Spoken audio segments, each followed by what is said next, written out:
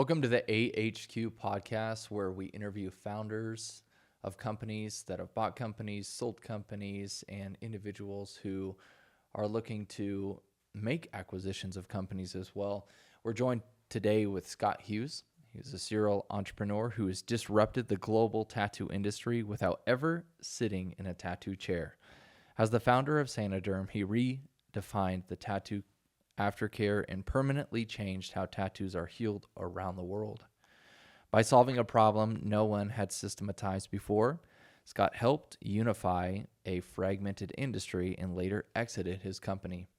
Today, he focuses on building scalable systems in overlooked markets where clarity and execution matter most. Thank you for joining us today on the podcast. Yeah, so happy to be here. You know, it's a founder's journey, and getting to an exit can be a difficult task.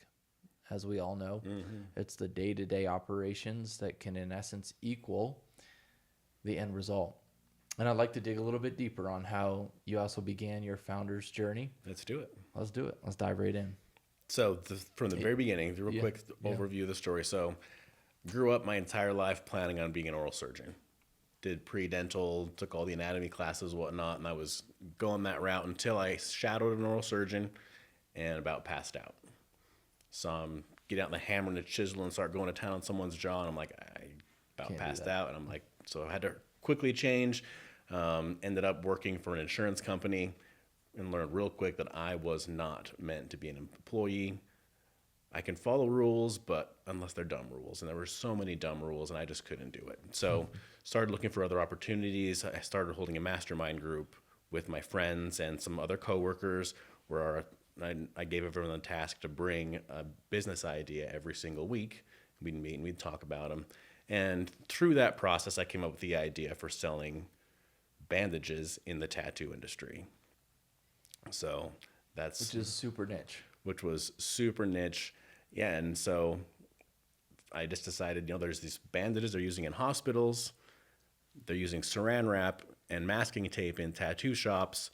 There's a problem there, right? So I started off by I had no money. I had never run a business. I'd never taken a business class in my life. I had no experience or no idea what I was doing. But I ordered some of these bandages. Well, first of all, I was trying to work with the main manufacturer here in the U.S., and they were very difficult to work with and very expensive. And I was about ready to give up when I decided to check the patent database and found out that that company's patent had expired because patents are only good for 20 years. So I then took all the technical details I knew about the product, sent it over to China, found a manufacturer that could make it far more affordably. It was at prices that would actually work in the tattoo industry. And then I had them make me just one pallet worth. That's all I had in my savings was enough for one pallet of product. I don't even think it was a full pallet. It was like a half pallet. And no boxes, no logos, no website, because I didn't know about any of that stuff.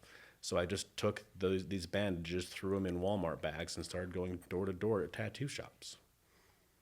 That's one of the things I enjoyed about your story is your stick-to-itiveness attitude, and then to adapt and overcome regardless of, maybe what people think that you need to be able to start a company. So yeah, there's a couple of things that I like to point out and that I've noticed in my journey is one, I didn't know anything, but I didn't let that stop me. And in a lot of ways, I think that helped. I think there's a lot of people who get overeducated and think, oh, if I'm going to start a business, I need to do this and this and this and this, right? In my case, I didn't know a dang thing. So I didn't have a website. I didn't have a logo. I didn't have packaging. I don't even remember if I had formally organized an LLC. I may have, but I don't even remember, you know? And if I did, I was because I read a book or Googled how to do it, and I just stumbled through the process and just did it myself. I didn't hire an attorney. I know that. So I think there's a lot of benefit to just taking action. You don't need to know everything. It doesn't need to be all lined up and perfect. Just take the action. Yeah. And if you don't know, ask the question. Just one at a time and figure it out. Well, I know that, again, that's something a lot of entrepreneurs out there, it's a common thread. It's a common story that I hear from a lot of people is, we just started, we didn't know too much, but for you out there that are listening, and maybe you're on your first or second business, and don't ever let what is like what you have at the very beginning stop you, or think that you can't achieve or grow the company to something that's going to be a little bit different. I think sometimes we have these predetermined thought processes around what the company is at the very beginning, and you just got to go to know. You just got to dive in, and then obviously you made quite a few iterations along the way. Yeah, so I started off just selling, out of my old minivan and Walmart bags here in the Salt Lake area. There were about, I think there were 80 tattoo shops in the Salt Lake Valley back then. And after I'd hit all those, I had some sales coming in. I was making my deliveries. I was still working my 9 to 5.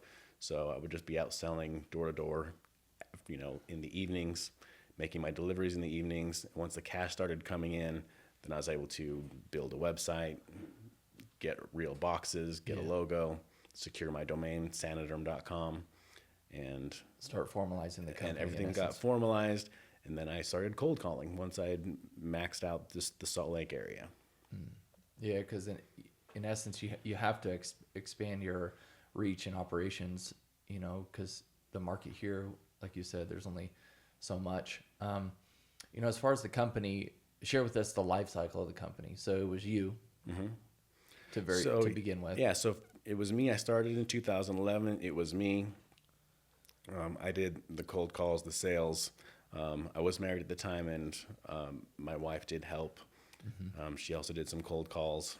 But for the most part, it was me. And I was working my 9 to 5. The wonderful thing about the tattoo industry is you can make cold calls at 10 p.m. and no one cares. Right? So different culture. Yeah, it's very different. They're not open from 9 to 5. They're open from, a lot of shops are open from, noon to midnight, or 2 to midnight. So, yeah, so I could get home from my 9 to 5 and then make phone calls for another 4 or 5 hours. That's awesome. Yeah, so I ran the company out of my basement for a long time. Again, having not had much experience, I didn't hire employees as fast as I probably could have. So I ran everything myself for the first 4 years. All the social media, all the marketing, all the sales, all the fulfillment. I had all the inventory in my basement. I was boxing everything up and packaging everything up and driving it to the post office every single day. My basement was it turned into just walls of boxes with paths to walk between the boxes. I had a ping pong table that I only used it for a couple of weeks because it quickly turned into the shipping station, took the net off. I had tape lining all the different markings. So I would cut the bandages myself and package them up in the boxes. And so in retrospect, what are some of the things that you would have done differently as far as how you would tool up a company? So for one, I did the whole thing without any funding. So it was slow. Like everything I did was self-funded. If I had known better, I would have gone out and tried to raise a little bit of money to accelerate that. But I didn't know that was an option. Okay. Right. So everything was funded based on my sales. And so I was always at a bottleneck of running out of inventory. And so it just slowed things down. Yeah, because you need the inventory to make the money, so then the money can then fuel, more inventory, but then also fuel yourself. So sales were increasing rapidly to the point where I would run out of inventory, not every time, and the lead time on the products was very high. So product-based businesses have that additional struggle. But that was a big bottleneck. I would have raised money, looked for loans even, but in my circumstances, I just didn't even know that was an option. Yeah. That's probably one thing you'd want to suggest others to look at least, is make sure that you have readily available capital stack, whether it's private money, loans, or ways that you can have, an advancement of capital. But so now you've got to the point where you're in the basement, but you're looking to expand, right? And then what took you out of the basement into some facility where you could start to grow from Well, there. there got a point where my neighbors were all pissed at me because we would have the semi trucks back up to my garage, Yeah. and we'd have a container of product coming in at a time, and they would be blocking the entire neighborhood, and I would unload the semi myself.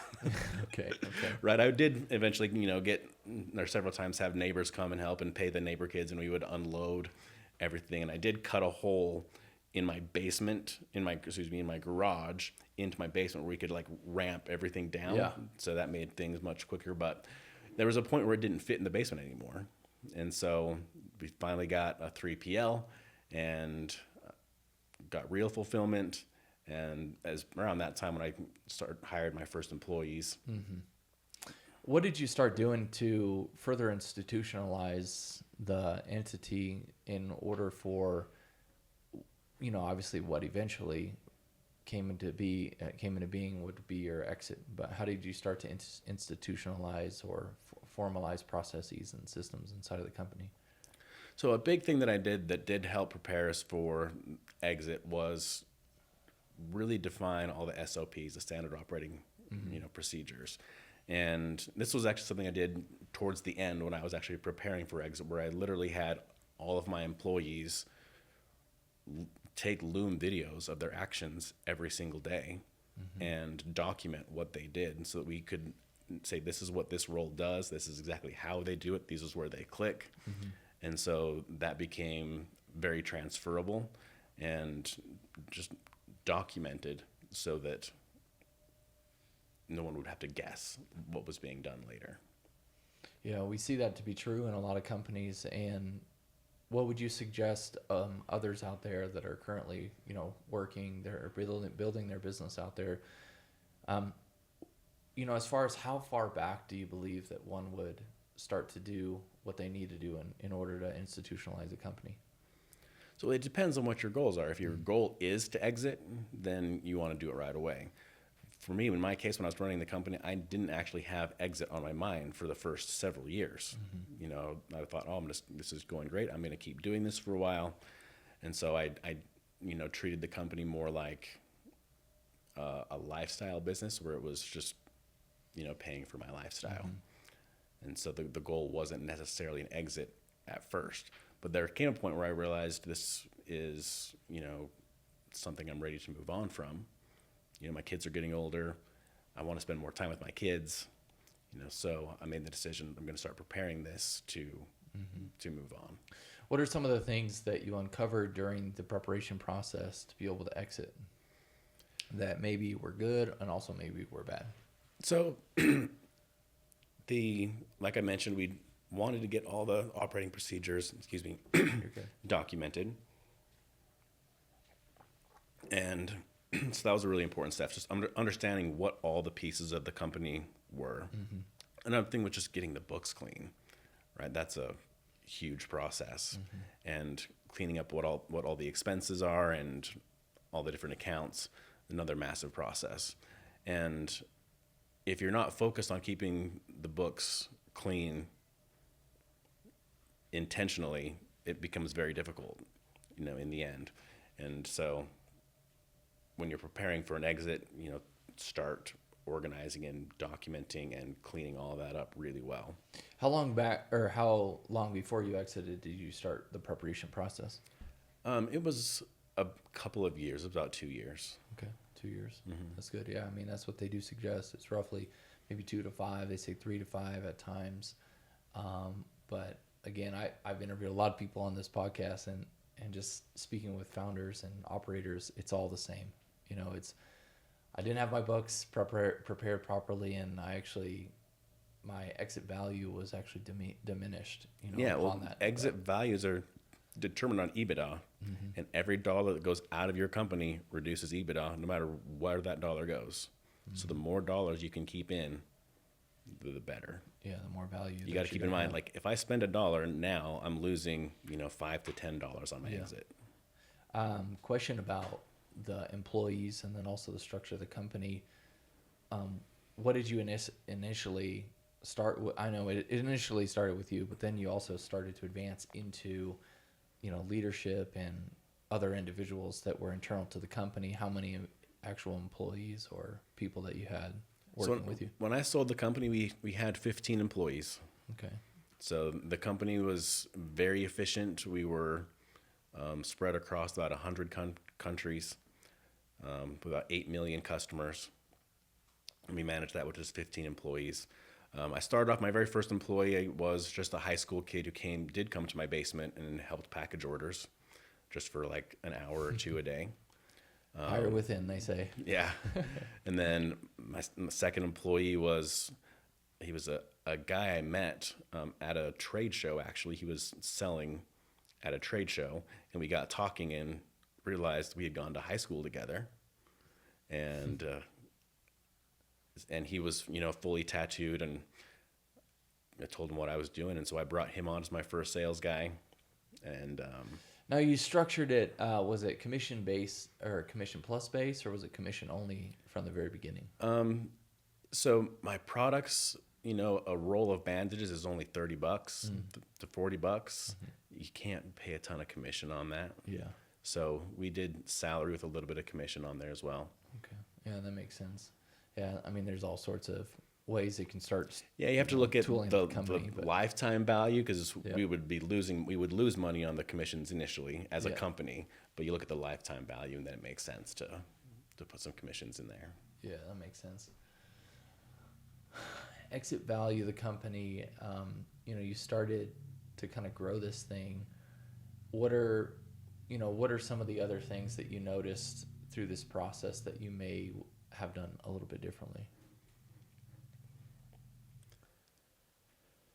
Well, I'm building the next business now. Yeah. And taking what I've learned from my experience with Sanoderm is, I'm raising money to go much faster. The process with Sanoderm took about, I ran the company for 13 and a half years. And starting off very slow, it was part-time for the first 4 years. Mm-hmm. I still had my 9 to 5 for the first 4 years. And that's when I left and went full-time. I was full-time for about 6 months before I hired my first employees. So I would definitely go faster. I'd look at the options for, raising money, even SBA loans, to move things along faster. I would keep the books more clean from the beginning. Mm-hmm. But it depends. If you're building for an exit, definitely keep the books clean from the very beginning. Keep in mind, every dollar that goes out, you're losing $5 to $10 on your exit value. So is it worth it to spend that dollar? Mm-hmm. Be very frugal. It's something that obviously there's a lot of expenses you can't avoid. So yes, you do need to spend money. Yeah. But keep in mind it does reduce the EBITDA and the overall exit value in the end. And so the company that I'm building now, I am going to be building it for exit. I'm not going to take 13 years. Starting from the beginning, I know this is going to be an exit in 2 to 4 years. Yeah, so a totally different mindset. So in essence, you would look for ways that capital could help to expedite the growth of the company, plus you would have the end game in mind. Mm-hmm. Have the end game in mind. And I really looked out in building my company. I had fantastic employees, almost no turnover. And so I would stress the importance of finding the right people. And I had a very specific interview process. I had outlined what the 12 attributes that I wanted in my company were. Mm-hmm. Integrity, excellence, ambition, etc. And I would give the test to the new hires and be like, okay, outline what your top attributes are. And then we'd score them, how closely they matched what we were looking for. Had a very good interview process, and ultimately once they came on board, we paid well and had fantastic benefits and had just the best employees that were so good and so loyal in everything we did. That was very key as well. Talk to me more about company culture, right? Because those are some of the intangibles that individuals don't necessarily see on the bottom line or the balance sheet, but it can create an amazing experience for people in the company.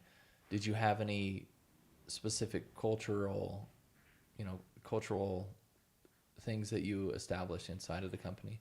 Well, like I did mention, we had our attributes, which we focused on. We would, study a different attribute at different meetings, regularly. And we had great benefits. People got along. We did activities together. Okay.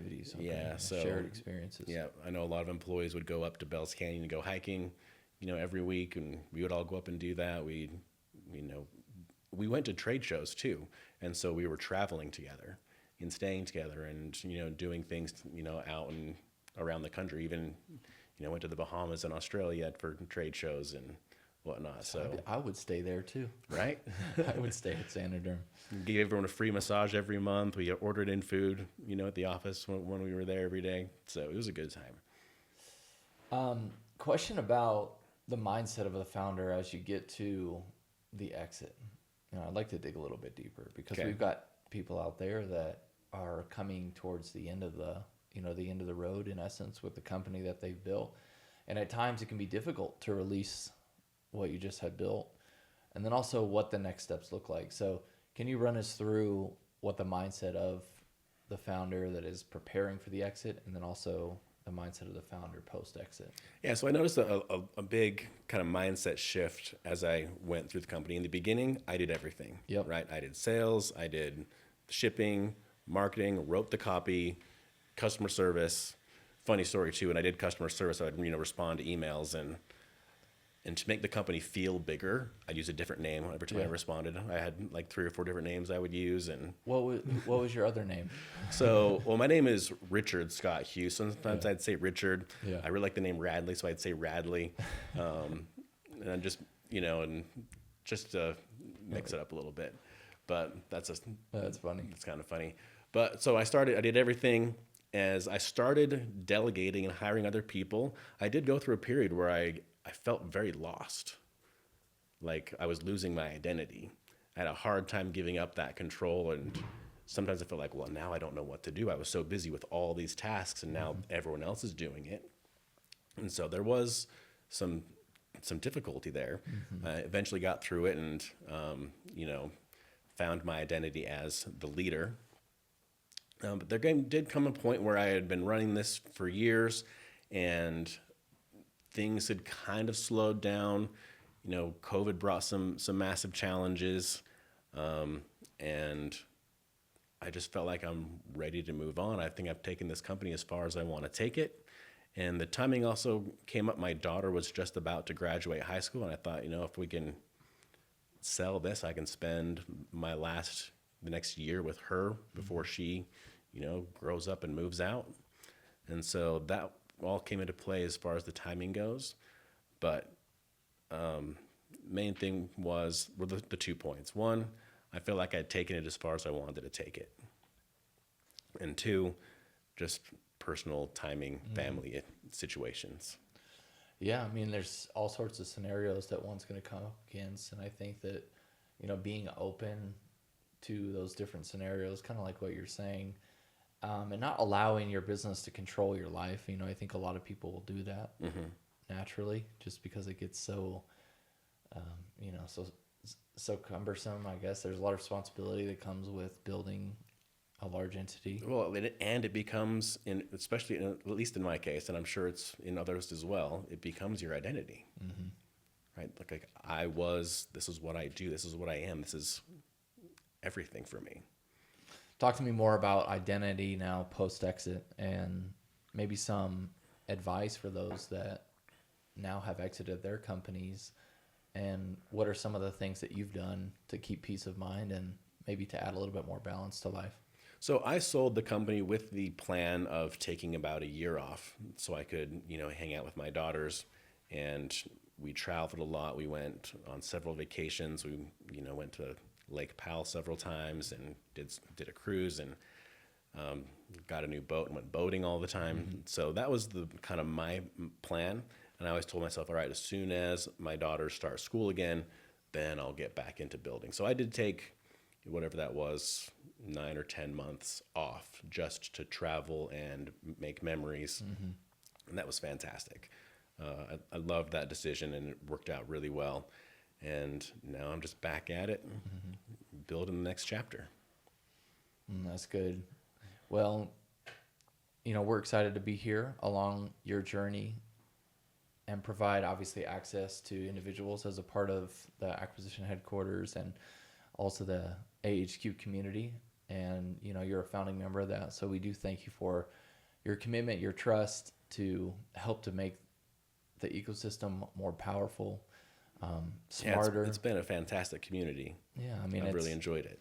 continuing to build it. But is there any lasting words that you would have to share with the audience about, what the to-dos, not to-dos, as far as where you've been and then also where you're going? So the points I like to make to everyone is, like I think I mentioned it earlier, just having a bias toward action. Just act. All the intentions, all the ideas, they're great, but they're not going to get you anywhere. It's the action that gets you somewhere. If you want to build a company, if you want to exit a company, you can make all your spreadsheets, So true. and you can dream about them, and you can look at them, and you can say your affirmations, but until you're up and actually do something, you're not going to get anywhere. And I think that's just the big thing that holds a lot of people back, is they just fear, or they don't know what they don't know, or they don't know what they should know, Yeah. so. It's true. I mean, we've talked about that multiple times, and I've seen that before in a lot of people that maybe are over analyzing. You have similar conversations with people that you've had the same conversation with them in multiple years almost. And what do you think really stops people? I think a lot of people, it's fear, for one. I think people think things have to be perfect before they take the next step. They want to have the whole path illuminated before they start walking down it, when all you really need to see is that next step, right? Micro steps, in essence. So And it's like, how do you climb a mountain? One step at a time. Just one step at a time. And you don't need to see the entire path. You're not going to see the whole entire path, right? I could have never imagined that this was my path. I was going to be a freaking oral surgeon. And then I ran a tattoo supply company without ever getting a tattoo, right? Like, I never saw that path coming, but I just took one step at a time, and I didn't ever plan on, I thought, I'll just sell some tattoo bandages here locally. And then eventually it was across 100 countries, multiple different product lines. And I essentially did change the way people heal their tattoos around the world. That was never the path that I saw. It was just one step at a time. Man, that's so good. And, it's so needed in today's world, as far as the amount of people out there that are getting confused and distracted on so many different elements and angles that are coming at you. It's like, well, should I do this and should I do that? And yeah, it's so easy to get distracted on, I'm going to make this spreadsheet. I'm going to write this business plan. I'm going to write this executive summary. That's not going to get you any money. No, money producing activities. And we see that. I mean, I'm not to say those things aren't good things, right? But a lot of people just get stuck there. Well, they say, that's just being busy, right? So, it's so important that we see that there's the money producing activities, then there's the structural integrity of the company, right? Which would be some of the things that you've talked about. But at the end of the day, you just got to get started. And I hope you guys out there are listening loud and clear to make sure that you get started with what it is you're doing, whether it's preparing for an exit, preparing for the acquisition of another company, preparing to raise funds, but also just go out there and talk to people that have done it before, and that's what we're doing here at the Acquisition HQ, as well as our network, as well as our large conference that's coming up soon. If you guys want to learn more about what it is we're doing, how you can be a part with Scott here of the Acquisition HQ network, feel free just to go to acquisitionhq.co, as well as you can go to aquacon.live for our national conference. What's a good way to get a hold of you? You can always just reach out on social media. My email is scott@rscotthughes.com. Awesome. And then what is one way that our community can help to serve you and where you're trying to go in your next endeavor? Right now, I'm just raising for the next business. So I'm looking forward to coming to the next conference and just networking and talking and just seeing who else is out there. Okay, perfect. Well, thank you guys for taking some time to listen in here at the Acquisition Headquarters podcast. If you like more episodes just like this, or would like to suggest what we should have on the podcast, feel free to make a comment below. And we look forward to seeing you on the next podcast.